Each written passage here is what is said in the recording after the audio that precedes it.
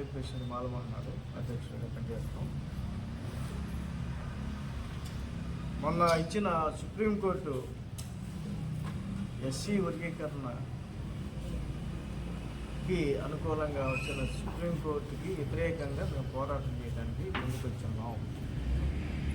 ఇప్పటి నుంచే కాదు, గత 97 నుంచి మేము మాలమహనాడు తరఫున పియూరావు గారు రాష్ట్ర అధ్యక్షుడిగా ఉన్నప్పుడు మేము ఇప్పుడు జిల్లా అధ్యక్షుడిగా పనిచేశాను. ఆ రోజు పియూరావు గారితో పాటు మాకు దెబ్బలేని ఆ సందర్భంగా మేము చెప్పదలుచుకున్నది ఏంటంటే, రేపు 11వ తారీఖు మాయావతి గారు బీఎస్పీ మాజీ ముఖ్యమంత్రి గారు బీఎస్పీ జాతీయ అధ్యక్షురాలు మాయావతి పిలుపు మేరకు ఈ ప్రకాశం జిల్లాలో అంబేద్కర్ భవనం దగ్గర నుంచి డిపో వరకు ర్యాలీ కార్యక్రమం జరుగుతుంది. చర్చి సెంటర్ల మానహారం, అదేవిధంగా డిపోలో మానహారం కార్యక్రమం జరుగుతుంది. దీనికి మాయావతి గారి సంఘీభావంగా ప్రత్యేకరణ కార్యక్రమాన్ని ఢిల్లీ పోవాల్సిన పని ఉంటే ఢిల్లీ పోవడానికి సమయం దొరకదని చెప్పని, అది వాళ్ళకి మనం వెళ్ళాలంటే ముందుగానే మనం ఒక ప్లాన్ ఆఫ్ యాక్షన్ ఉండాలి, కానీ టైం లేదు. కనుక ఏ జిల్లాలో ఆ జిల్లాలో హర్ష్ కుమార్ గారు ఆదేశాల మేరకు ఈరోజు రేపు 11వ తారీఖు ప్రత్యేకరణ కార్యక్రమాన్ని జయప్రదం చేయవలసిందిగా ఈ జిల్లాలో ఉండే మాల సోదరులు, మాల మహిళా సోదరులకి, మాల ప్రజలకు, ఉద్యోగస్తులకు అందరికీ నేను రిక్వెస్ట్ చేస్తా ఉన్నాం. మీరందరూ బయటకు రండి. ఎప్పుడైతే బయటకు వచ్చి మనం ఈ కార్యక్రమాలు పాల్గొంటామో ఇది ఎస్సీ వర్గీకరణ చేయడానికి లేదనేది కూడా సుప్రీంకోర్టుకి తెలియాలనే ఆలోచనతోటి ఈ ప్రత్యేకరణ కార్యక్రమం మాయావతి గారు పెట్టిన దాని మీద మేమందరూ దాని కార్యక్రమం జయప్రదం చేయడానికి ముందుకున్నామని చెప్పని కూడా ఈ సందర్భం చెప్పదలుచుకున్నాం. అంతేకాకుండా మేము అనేది మా మాదిగ సోదరులు, మేము ఇక్కడ అన్నదమ్ముల్లాగా మాదిరులాగా కలిసి ఉండే మాలా మాదిగల మధ్య కృష్ణ మాదిగ చిచ్చుపెట్టి మాలల్ని ఒక రకమైన తిట్లు తిట్టడం, అంటే ఆయనకి ఎదురుగా మాట్లాడే పరిస్థితి ఉండకూడదంట. మాలలో హర్ష్ కుమార్ గారి గురించి మాట్లాడతారు. హర్ష్ కుమార్ గారు 2 సార్లు ఎంపీ అండి. నువ్వు ఎప్పుడే ఏమన్నా ఎంపీ అయ్యావా, ఎమ్మెల్యే అయ్యావా, ఏమైనా పదవులు వచ్చింది నీకు? నీకేం రాలేదు. నువ్వు పోటీ చేసి ఓడిపోయావు. ఆయన 2 సార్లు ఎంపీగా పోటీ చేశాడు. 2 సార్లు ఎంపీగా పోటీ చేసి పార్లమెంట్లో దళిత వాణిని వినిపించాడు హర్ష్ కుమార్ గారు. ఆయన గురించి మాట్లాడటం కరెక్ట్ కాదు కదా. మాల నాయకుల గురించి మాట్లాడటం కరెక్ట్ కాదు కదా.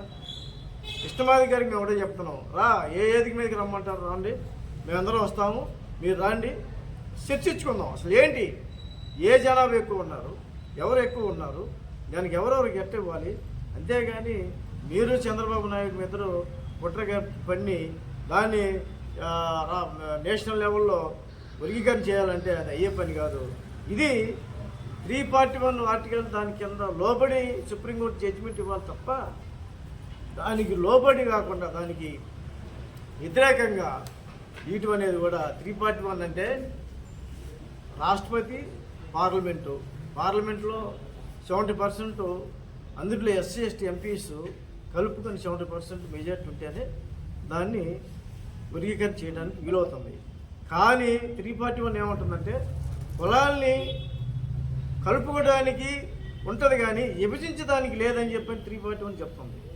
కనుక దీని మీద సుప్రీంకోర్టులో కూడా మా బాణి వినిపించడం కోసంగా మాయావతి గారు, హర్ష్ కుమార్ గారు అందరూ మాట్లాడుకొని మేము ఒక వేదిక మీదకి వస్తున్నామని చెప్పని ఆలోచనతోటి ఇది 15% రిజర్వేషను, దానికంటే 22 రిజర్వేషన్ కింద రావాలి తప్ప 15% రిజర్వేషనే కంప్లీట్ కాదు.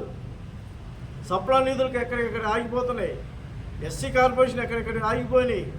ఇవన్నీ పక్కన పెట్టేసి ఈ వర్గీకరణ అనేది కృష్ణమాదిగా చేయటం, దాన్ని బీజేపీ వాళ్ళు తత్తులు అవ్వటం, బీజేపీలకి వాళ్ళు కాలు పట్టుకొని సుప్రీంకోర్టులో లాబింగ్ చేసుకొని చేయటం అనేది కూడా ఇది మేము సుప్రీంకోర్టులో రీపిటిషన్ వేసాం. నేను కూడా వేసాను నా సొంత డబ్బులతోటి. హర్ష్ కుమార్ అని వేశాడు, కిషోర్ గారు వేశారు, తర్వాత తెలంగాణ జీ చెన్నై వేశాడు. మొత్తం మీద ఒక 5-6 వేసున్నాము. దీంట్లో మేమందరం రేపు రీపిటిషన్కి అందరం ఒకసారి కూర్చొని ఎంతమంది లాయర్లు మనం పెట్టాలో, ఏ విధంగా పెట్టాలో అనేది కూడా మేము మాట్లాడుకొని చేయడానికి ముందుకుందామని చెప్పని ఈ సందర్భంగా మాల ఎంప్లాయీస్కి, మాల సోదరులకి, మాల గ్రామంలో ఉండే ప్రజలకి రాబోయే కాలంలో ఇది మన బిడ్డలకి ఈ విధంగా వర్గీకరణ అనేది మాలమాదిల మధ్య ఐక్యత అనేది లేకుండా చేయడానికి కోసమే ఎంత పన్నాగపడుతున్నారు బీజేపీ, తెలుగుదేశం గవర్నమెంట్ అని చెప్పని కూడా నేను చెప్పదలుచుకున్నాను. 11 ఇక్కడి నుంచి అంబేద్కర్ భవన్ ఈరోజు మా మహిళా తల్లి మాలమహనాడు తరఫున టౌన్లో మేము పనిచేస్తామయ్యా, మనకి అన్యాయం జరుగుతుంది వర్గీకరణ దాని మీద అని మహిళా తల్లి షకీలా ఈ అమ్మాయిని టౌన్ అధ్యక్షురాలుగా నియమించడం జరుగుతుంది మాలమహనాడు తరఫున, స్టేట్ పార్టీ తరఫున. ఆమె మాటలు కానీ ఆమె ఉండే గట్స్ కానీ ఎట్లా ఉందంటే, ఏదే మాలలకి ఏ ఆడపిల్లలకి అన్యాయం జరిగినా కూడా నేను వెంటుండి ముందుండి అన్యాయం జరిగిన చోటుకల్లా నేను వెళ్ళి పనిచేస్తానన్నా అని నేను దీంట్లో చేస్తానని చెప్పి తను వచ్చింది. ఆ మహిళా తల్లికి జైభీములు, వందనాలు. కనుక మహిళలందరూ కూడా మీరు బయటకు రావాలి, బయటకు వచ్చి మన హక్కుల కోసం మనం పోరాడాలని చెప్పని కూడా ఈ సందర్భంగా చెప్పలేదు. ఈరోజు